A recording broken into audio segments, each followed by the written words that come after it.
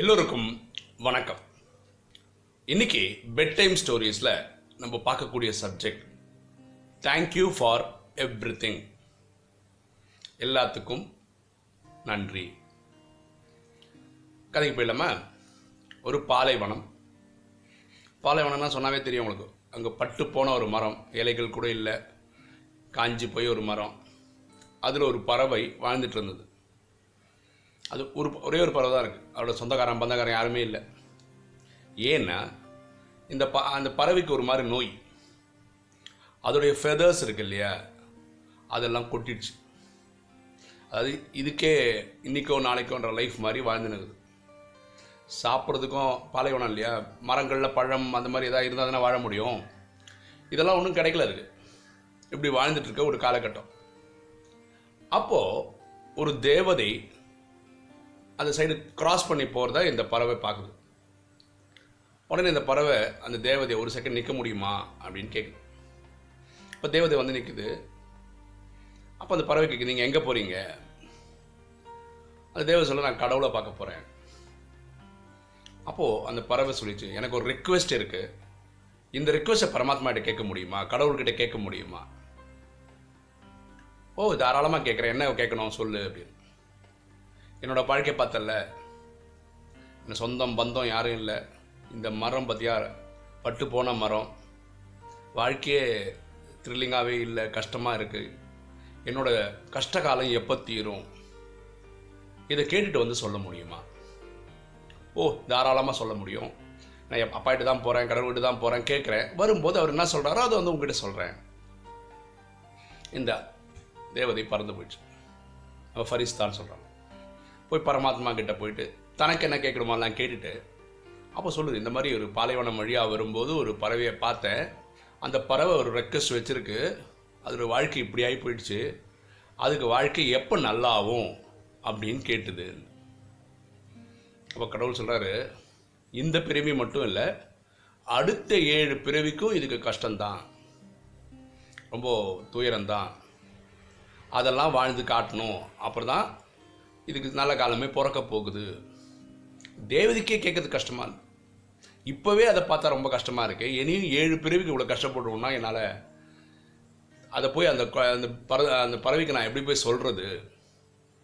பெட்டராக ஏதாவது கொஞ்சம் மன ஆறுதலாக சொல்ல முடிகிற மாதிரி ஏதாவது ஒரு விஷயம் சொன்னீங்கன்னா நல்லாயிருக்கும். அப்போ கடவுள் சொல்கிறேன், நான் ஒரு மந்திரம் சொல்கிறேன். அந்த மந்திரத்தை போய் அதுக்கு அந்த பறவைக்கு சொல்லி கொடுத்துட்டு போயிடு. இதுதான் சொன்னாருன்னு சொல்லிட்டு போயிடு. இந்த 7 வருஷம், அந்த 7 ஜென்மம், இந்த கதையெல்லாம் சொல்ல வேண்டாம். சரி. அப்போ இந்த தேவதை கேட்டு, இந்த பாட்டு இது சொல்லி கொடுத்தீங்களே ஒரு மந்திரம், அதுக்கு அர்த்தம் என்ன? நீ போய் சொல்லு, அப்புறம் நான் அடுத்த வாட்டி என்ன பார்க்க வருவாள், அப்போ நான் சொல்கிறேன்னு சொல்லிட்டு விட்டுறேன். இந்த தேவதை திரும்ப இந்த பறவை இருக்கக்கூடிய அந்த இடத்துக்கு வரும். வந்துட்டு இந்த பறவை கிட்ட சொல்லுது, நான் கடவுளை பார்த்தேன், உன் பிரச்சனையை சொன்னேன், அவர் ஒரு மந்திரத்தை சொன்னார், இதை நீ எப்போ தோணுதோ அப்பெல்லாம் சொல்லணும், சொல்லுவியா அப்படின்னு. அப்போ அது க்யூரியாசிட்டியோட கேட்குது, என்னோட பிரச்சனை எப்போ சால்வ் ஆகும்? இதுதான்ப்பா சொன்னார், இதை நீ ஃபாலோ பண்ண, நெக்ஸ்ட் டைம் உன்னை ரொம்ப பார்க்குறேன், அதுக்கப்புறம் கடவுள்கிட்ட போகும்போது அந்த கேள்விக்கு கேட்டு வந்து பதில் சொல்கிறேன்னு. நான் சொல்ல முடியாதுல்ல அடுத்த 7 பிறவிக்கும் இவ்வளோ கஷ்டம் இருக்கும்னு. சரி, ஏதோ மந்திரம் கிடச்சிருக்குல்லன்னு சொல்லிட்டு இந்த பறவை ஒவ்வொரு செகண்டும் பரவாயில்ல, அதுக்கு உடம்பு முடியல, தப்பு தெரியாமல் மரத்துலேருந்து கீழே ஊந்துடும், எனர்ஜி இல்லாமல். இப்போ தரையில் பூமியில் அடிக்கும்ல, அப்பவும் அந்த மந்திரத்தை சொல்லும். சாப்பிட்றது கிடைக்கிறதே பெரிய விஷயம். ஏதாவது ஏதாவது கிடச்சிதுன்னு வச்சுக்கலாம், அது சாப்பிடும்போது இந்த மந்திரம் சொல்லணும். இப்படியே அந்த மந்திரம் சொல்லிட்டே இருந்தது. இந்த தேவதையை போயிடுச்சு. ஒரு 3-4 வாரங்களுக்கு அப்புறம் அந்த தேவதை அதே மரத்துக்கிட்ட வரும்போது மரம் துளிர் விட ஆரம்பிச்சிருக்கு, இலைகள் எல்லாம் வர ஆரம்பிச்சிருக்கு. எங்கிருந்தோ சில பறவைகளும் வர ஆரம்பிச்சிருக்கு. ஓகே, மழை பெஞ்சிருக்கு. பாலைவனத்திலே கொஞ்சம் கொஞ்சம் மாற்றங்கள் தெரியுது. இந்த பறவைக்கு ரெக்கையில் சொன்ன இந்த ஃபெதர்ஸ்லாம் போச்சு, இந்த ஃபெதர்ஸ்லாம் வர ஆரம்பிச்சிருக்கு. கொஞ்சம் எனர்ஜி வந்திருக்கு. இதெல்லாம் நான் நம்பவே முடியல. இதுக்காக யாரால? இந்த தேவதையால். ஏன்னா அடுத்த 7 பிறவிக்கும் கஷ்டம் தான் சொல்லியிருக்காரு கடவுள். இப்போ பார்த்தா முன்னாடியை விட அதோட பிரச்சனைகள்லாம் சால்வ் ஆகிருக்கிறத பார்த்து இதுக்கு ரொம்ப சந்தோஷம். இப்போ தேவதை சொல்லுது, நான் கடவுள்கிட்ட பார்க்க போகிறேன், உனக்காக நீ கேட்டல எவ்வளோ நாள் கஷ்டம்னு கேட்டு வரேன்றதுக்காக போகிறேன். ரொம்ப சந்தோஷம், நீங்கள் சொன்ன மந்திரம் சொன்னதுக்கப்புறம் எனக்கும் கொஞ்சம் நிறைய சேஞ்சு தெரியுது. இந்த தேவதை கடவுள்கிட்டே போகுது, பரமாத்மாவை பார்த்து கேட்குது, இந்த மாதிரி அந்த பறவையை பார்த்த நிறைய மாற்றங்கள் இருக்குது, அந்த மரமே துளிர் விட்டு வளர ஆரம்பிச்சிருக்கு, நிறைய பறவைகள் புதுசாக வந்திருக்கு, மழை பெஞ்சிருக்கு, அந்த மந்திரம் தான் என்ன அப்படின்னு கேட்குறான். பரமாத்மா சொல்கிறாரு, அந்த அந்த மந்திரத்தோட அர்த்தம் என்னென்னா தேங்க்யூ ஃபார் எவ்ரிதிங், எல்லாத்துக்கும் நன்றி அப்படின்னு. பாருங்களேன், அந்த பறவை மரத்துலேருந்து கீழே விழுது ஆரோக்கியம் இல்லாமல், அப்போவும் என்ன சொல்லுது கடவுளுக்கு, நன்றி ஐயான்னு சொல்லுது. சின்னூண்டு சாப்பாடு ஏதாவது வழி கிடைக்குது, அதுக்கு ஒரு நன்றி. ஸோ நடக்கிறதெல்லாம் கஷ்டம், கலந்து பறவை மேலேருந்து கீழே வந்து செத்தே போயிடும்ல, அதுக்கும் பரமாத்மாவுக்கு நன்றி தான் சொல்லுது. அப்படி சொன்னதுனால காலம்புற சாயந்தரம் அது நன்றி நன்றி நன்றி நன்றின்னு சொல்லிட்டே வந்ததுனால 7 ஜென்ம பிறவியிலோட பாவங்கள் இனி இருக்குன்னு சொன்னேன் இல்லையா, அது 7 நாளில் அதுக்கு கழிஞ்சு போயிடுச்சு. புரியுதுங்களா? நமக்கும் வாழ்க்கையில் ஏகப்பட்ட பிரச்சனைகள் வருது எல்லாருக்குமே. இப்போ எனக்கு ஃபினான்ஷியல் ப்ராப்ளம், ஒருத்தருக்கு வந்து ஹெல்த் ஒரு ப்ராப்ளமாக இருக்கும், ஒவ்வொருத்தருக்கு குடும்பத்தில் தகராறு, இப்படி ஏகப்பட்ட ப்ராப்ளம் இருக்கும் ஒவ்வொருத்தருக்கும். நம்ம பண்ணுற ஒரே விஷயம் அதை பற்றி கம்ப்ளைண்ட் பண்ணினே இருக்கிறது, அது சரியில்லை இது சரியில்லை, கடவுளை நான் அப்படி பண்ணிட்டாரு இப்படி பண்ணிட்டாரு. இந்த வேலையை விட்டுட்டு நன்றியை மட்டும் சொல்லுங்களேன், எல்லாத்துக்கும் நன்றி நன்றி நன்றி நன்றி சொல்லுங்களேன். எப்படியெல்லாம் மேஜிக் நடக்குது மட்டும் பாருங்க. நான் ஒரு அடையார் பிரதரை பற்றி சொல்கிறேன், அவர் பேர் சொல்ல விருப்பப்படலைன்னா, அவர் அந்த லைம் லைட் வர்றதுக்கு இன்ட்ரெஸ்ட் படுறவர் கிடையாது, ரொம்ப தங்கமானவர், ரொம்ப நல்லவர், பயங்கர சேவை பண்ணுறார்.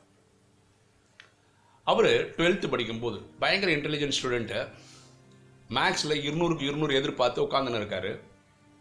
ரிசல்ட்டு வருது, 200க்கு 200 எதிர்பார்த்தவர் வெறும் 99 மார்க் கிடைக்குது, பாஸு.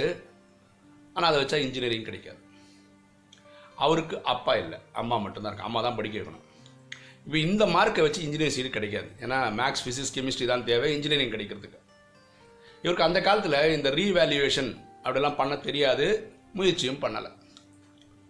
அதனால் இவர் இயற்கையாக பிஎஸ்சி தான் படித்தார். பிஎஸ்சி பிடிச்சோடனே வெளியே வந்தால் நான் இன்ஜினியரிங் பசங்களோட போட்டி போட்டு வேலை வாங்கணும், பெரிய வேலை கிடைக்கல, சாதாரண வேலைக்கு தான் போகிறார். ஆனால் சொல்கிறேன், இவர் எப்போ ஸ்கூல் படிக்கிற காலத்துலேருந்தே பிகே தான், பரமாத்மாவோட குழந்தை தான்.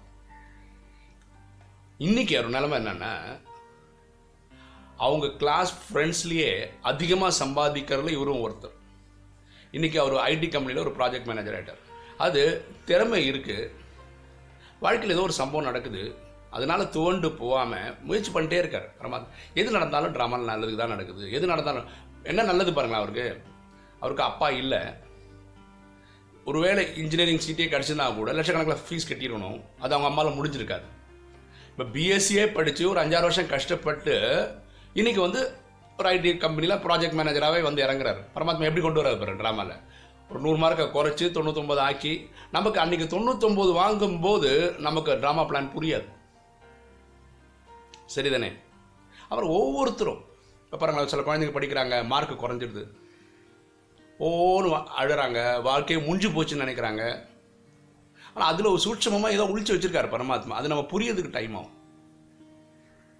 ஒரு படம் பார்க்குற மாதிரி, சஸ்பென்ஸ் இருக்கிற படம் பார்க்குற மாதிரி, சஸ்பென்ஸ் எப்போ ரிலீவ் இல்லாது கிளைமேக்ஸில் தான். பாருங்களேன், நானும் சொன்னேன் 60 லட்ச ரூபா கடன் இருக்குது, அதனால தான் பரமாத்மா 6 மாதத்தில் முடியும்னு நினச்சி வந்தேன். இப்போ 7 வருஷம் போயிடுது. இது ஏன் இப்படி போகுதுன்னு தெரில, என்ன கர்ம கணக்குன்னு தெரில. நம்ம டெய்லி யோகா பண்ணுறோம், நினைவில் இருக்கிறோம், சேவை பண்ணுறோம், எல்லாம் பண்ணுறோம். ஆனால் இது ஒரு நல்ல விஷயம் நான் கற்றுக்கிட்டது என்னென்னா, குளோபலாக என்னோடய நாலேஜ் கொடுக்க முடியுது. கரெக்டாக? இப்போ என் கடனை பார்த்துட்டு நினைக்கிறாங்க, நிறைய கேட்குறவங்க என்னென்ன, உலகத்தில் எல்லாருக்கும் கடன் தான் இருக்குப்பா, எல்லாரும் சமாளித்து வரா, நானும் சமாளித்து வருவேன்ற தைரியம் எல்லாருக்கும் கொடுக்க முடிஞ்சிருக்கு இல்லையா? ஸோ நானும் பரமாத்மாவுக்கு என்ன சொல்கிறேன், thank you Baba, thank you Baba, thank you Baba, எல்லா விஷயத்துக்கும். நான் சொன்னேன் பார்த்தீங்களா, 9ஆம் தேதி என் குழந்தைங்களுக்கு ஸ்கூல் ஸ்டார்ட் ஆகுது, 60,000 ரூபா தேவை. ஒரு 1/3 தான் எனக்கு இப்போ வரைக்கும் பைசாவே வந்திருக்கு. இன்றைக்கி நாளைக்கு டைம் இருக்குது, நாளைக்குள்ளே கேட்டால் நல்லாயிருக்கும், ஸ்கூலில் ஓப்பன் பண்ணுற அன்றைக்கி கேட்டாங்க. ஸோ மேஜிக் எப்படியே பண்ணுவார். என்னோடய பிஸ்னஸும் நல்லா தான் நடந்திருக்கேன். பார்ட்னர் இப்போ கேரளாவில் இருக்கார். அந்த நான் சொன்னேன் ஒரு சோலார் கம்பெனிக்கு ஃபண்டு வாங்கி கொடுக்குறது, அதுக்காக கிளைண்ட்ஸ் வந்திருக்காங்க, போயிருக்காங்க. ஆனால் அந்த பைசா வரதுக்கு 1 மாதம் ஆகும், இல்லை அதுக்கு மேலே கூட ஆகும். இப்போது நிறைய வேலையை ட்ரை பண்ணுறேன், லோன் கேட்டுட்ருக்கேன். ஒரு 2-3 மாதம் இன்ட்ரெஸ்ட்லாம் பிடிச்சே கொடுங்க, ஏன்னா 2-3 மாதம் இன்ட்ரெஸ்ட் கொடுக்க முடியலன்னா நல்லா இருக்காது. ஸோ நம்ம வார்த்தை கொடுத்தா காப்பாற்றி ஆகணும், சரிங்களா? இன்றைக்கி நாளைக்கு பரமாத்மா எப்படி மேஜிக் பண்ணுவார் எனக்கு அது தெரியாது, எப்படி பண்ணுவாருன்னு. பாருங்களா, ஒரு பிரச்சனை வரும்போது துவண்டு போயிட்டோன்னு வச்சுக்கோங்களேன், அந்த சொல்யூஷன் கிடைக்கிறது ரொம்ப தள்ளி போகும். அது முயற்சி பண்ணாமல் இருப்போம், துவண்டு போயிடும். அதுக்கு பெஸ்ட் என்ன, உலகத்தையே காக்கக்கூடியவர் நம்ம கூட இருக்காருன்னு நினச்சி அடுத்த ஸ்டெப் வச்சு போயிட்டே இருக்கிறது. இப்போ எனக்காக நிறைய பேர் ட்ரை பண்ணுறாங்க லோன் வாங்கி கொடுக்கறதுக்கு, ஓகேங்களா? அவங்களுக்கு என்ன வேறு வேலை இல்லைங்களா நமக்காக பண்ணணுன்னு? அதான் சொல்ல, தேங்க்யூ பாபா, தேங்க்யூ. இந்த ட்ராமா புரிஞ்சிக்கிற அளவுக்கு சக்தியெல்லாம் நம்மளே இருந்தால் நம்மளே இந்த மாதிரி ட்ராமா கிரியேட் பண்ணிட்டு போயிடலாம். இல்லைங்க, நம்ம நடிகர்கள் நடிச்சுட்டு இருக்கோம். அதனால் நீங்கள் கேட்குற ஒவ்வொருத்தரும் அவங்கவுங்களுக்கு ஒரு பிரச்சனை இருக்க தான் செய்யுது. ஆனால் அந்த பிரச்சனையை நினச்சி நீங்கள் துவண்டு போயிடாதீங்க. துவண்டு போகிறதுனால அந்த பிரச்சனைக்கு சொல்யூஷன் கிடைக்கிறது கிடையாது. சொல்யூஷன் கிடைக்கிறதுக்கு ஒரே வழி, அடுத்த ஸ்டெப் எடுத்து வைக்கணும், நம்பிக்கையோடு எடுத்து வைக்கணும். நம்பிக்கை எப்படி இருக்கணும்னு நான் ஏற்கனவே ஒரு வீடியோவில் சொல்லியிருக்கேன். ஒரு 10-15 சிங்கம் ஒரு வாரமாக சாப்பிடாம இருக்கக்கூடிய ஒரு குகையில், ஒரு கூண்டில் ஒரு மனிதனை போட்டாங்கன்னு வச்சுக்கோங்களேன், அடுத்த நாள் காலம்புரை வரும்போது இவன் உயிரோடு இருப்பான்னு நம்பணும். எப்படின்னா, பரமாத்மா நம்ம அந்தளவுக்கு காப்பாற்றுவாரான்னு. புரியுதுங்களா? நமக்கு பரமாத்மா மேஜிக் நடந்துக்கிட்டே இருக்கு. ஓகே, ஸோ நீங்கள் இந்த கதையை கேட்குறவங்க எல்லாருமே என்ன சுச்சுவேஷன் வந்தாலும் பரமாத்மாவுக்கு தேங்க்யூ சொல்ல கற்றுக்கணும். அப்புறம் வாழ்க்கை எப்படி மாறுதுன்னு மட்டும் பாருங்கள், ஓகேங்களா? இன்றைக்கி பாருங்களேன், இன்றைக்கி நான் போடுற வீடியோ 251வது வீடியோ, ஓகேங்களா? 250 கிராஸ் பண்ணிட்டோம். இது ரொம்ப சந்தோஷமான விஷயம், ஒரு அக்செப்டன்ஸ் கிடைக்குது. இப்போ பாருங்களேன், நான் வேதிக் அஸ்ட்ராலஜின்னு ஒரு வீடியோ ஆரம்பிச்சிருக்கிறேன். ஒரு ஆத்மா கேட்டார், அதை பற்றி ஏன் வீடியோ போட மாட்டேன். பாருங்களேன், நான் 4-5 சப்ஜெக்டில் போடுறேன். ஒன்று ராஜயோகம், மெயினாக அதுதான் போடுறேன். அப்புறம் ராஜயோக கேள்வி பதில்கள்னு ஒன்று போடுறேன். மை எக்ஸ்பீரியன்ஸ் வித் ராஜயோகான்னு போடுறேன். இப்படியே 3 விஷயம் ராஜயோகத்திலே போடுறேன். பெட் டைம் ஸ்டோரிஸ் போடுறேன். வேதிக் அஸ்ட்ராலஜி ஆரம்பிச்சிருக்கேன். மேக்ஸை பற்றி ஆரம்பிச்சிருக்கேன். ஸோ என்னுடைய வீடியோவை சப்ஸ்கிரைப் பண்ணுறவங்க ஒவ்வொரு சப்ஜெக்ட்டுக்காக சப்ஸ்கிரைப் பண்ணவங்க இருக்காங்க. ஸோ நான் எல்லாரையும் திருப்திப்படுத்துறதுக்கு எல்லா சப்ஜெக்ட்லையும் மாற்றி தான் வீடியோ போடணும். ஓகேயா? கொஞ்சம் பொறுமையாக இருங்க. அட்லீஸ்ட் ஒரு வீடியோ ஒரு நாளுன்ற கால்குலேஷன்லாம் போட்டுட்ருக்கேன், ஓகேங்களா? இத்தனை நாளுக்கு என்னோடய வீடியோஸ் பார்த்து சப்போர்ட் பண்ணவங்களுக்கு எல்லாருக்கும் தேங்க்யூ. உங்களுக்கு இந்த வீடியோ பிடிச்சிருக்குன்னு நினைக்கிறேன். பிடிச்சிருக்கோம் லைக் பண்ணுங்கள், சப்ஸ்கிரைப் பண்ணுங்கள், ஃப்ரெண்ட்ஸுக்கு சொல்லுங்கள், ஷேர் பண்ணுங்கள், கமெண்ட்ஸ் போடுங்க. தேங்க்யூ.